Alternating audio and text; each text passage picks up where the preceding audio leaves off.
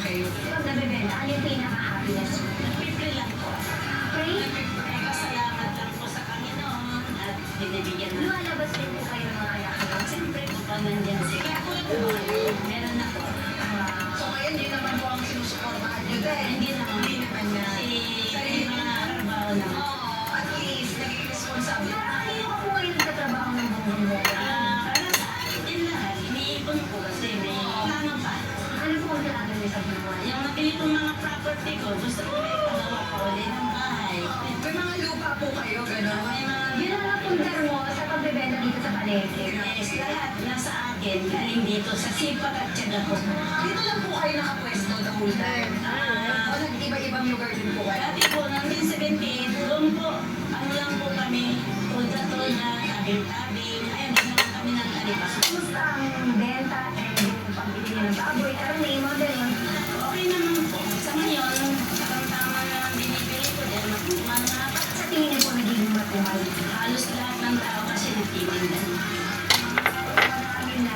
Halos dikit-dikit na po. Bakit sana talaga prioritize natin si Lola? Barangay Sembo, Tabigayin, pwede niyo po dahil si Nanay Lolit at yung bibili. Sana maging suki niya kayo, guys.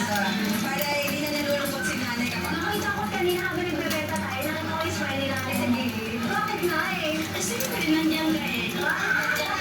Binigay kayo ng galing-galing ni Ivan. Alam niyo po, hindi ko alam kung anong gagawin namin today. Sabi lang niya, magpapalengke daw. Okay, go na po. Sabi niya binigay kayo ng makeup Ang galing naman.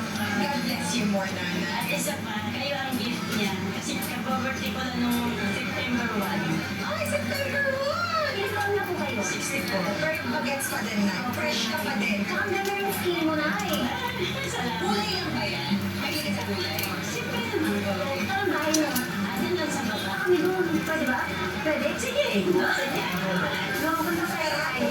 Uubusin ko yung paninda, sila na po mag-distribute. Yes, kasi po, Pumunta kami sa bahay nila. sobrang ubus na po. Puntahan natin yung bahay Pasensya na kayo, hindi nakakasya yung bahay Ay, ko. wala akong problema. Bukas lang kami kamay na kasi hindi yung magugustuhan ng amoy ng aming kamay. Pwede mo magugas dito.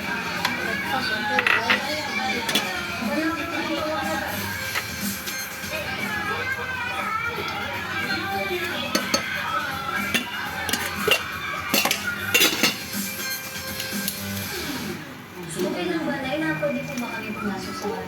Sino yung tao dyan ngayon? Wala po kaya nasabi ko kasi sa tendo na Okay lang po. Tara na po. Gusto niyo na po? Wala na po. Ayan, pinuntahan natin yung bahay, Reggie. Gulo tayo sa bahay ni Nanay. Kasi nakagagawin ako sa bahay. Nay, pasok po kami ah. Iwan na po namin chinelas. Hello, Nay! Pasensya na po. Oh, wow! Makaroni ba doon? Parang fruit salad. Nay, ang aga na